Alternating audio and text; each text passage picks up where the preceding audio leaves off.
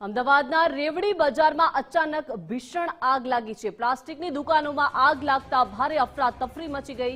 આગની જ્વાળાઓ જોતા વિસ્તારમાં ભયનો માહોલ છવાયો।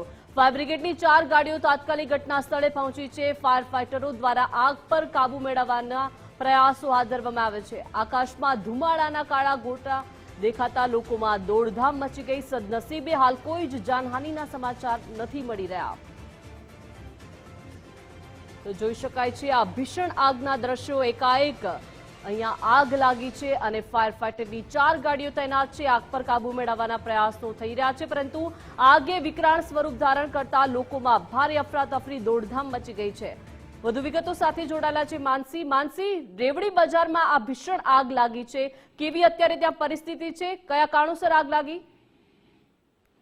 ચોક્કસ દીપિકા, અમદાવાદના કાલુપુરમાં આવેલા રેવડી બજારમાં આગની ઘટના સામે આવી રહી છે, જેમાં અત્યારે આગ બુઝાવવાની જે કામગીરી છે તે ફાયર જવાનો દ્વારા કરવામાં આવી રહી છે। મહત્વનું છે કે આગ લાગી હતી ત્યારે તાત્કાલિક ફાયર વિભાગની ટીમને જાણ કરવામાં આવી હતી અને ફાયર વિભાગની ટીમ પણ તાત્કાલિક ઘટના સ્થળ પર પહોંચી હતી। કોલ મળતા જ ફાયર વિભાગની લગભગ 8 કરતા વધારે જે ગાડીઓ છે તે ઘટના સ્થળ પર પહોંચી છે અને હાલ આગના પગલે અફરાતફરીનો જે માહોલ છે તે સર્જાયો છે। મહત્વનું છે કે રેવડી બજાર ખાતે મોટે ભાગે જે પ્લાસ્ટિકની અને અન્ય જે દુકાનો છે તે દુકાનો આવેલી છે અને એક દુકાનમાં જે આગ લાગી હતી અને તેના કારણે આ આગ ખૂબ જ વધારે પસરી છે અને ગંભીર સ્વરૂપ ધારણ કર્યું હોવાનું સામે આવી રહ્યું છે। તેને કારણે હાલ તો ફાયર વિભાગના સૌથી વધારે જે કર્મચારીઓ છે તે હાલ ઘટના સ્થળ પર પહોંચ્યા છે અને પાણીનો સતત જે મારો છે તે ચલાવવામાં આવી રહ્યો છે અને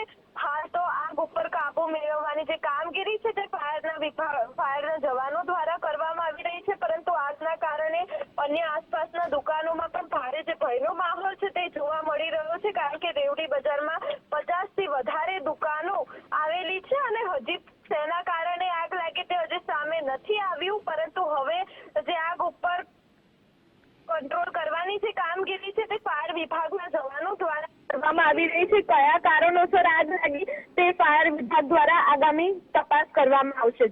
જી માનસી, આભાર સમગ્ર વિગત સાથે જોડાયા તે બદલ।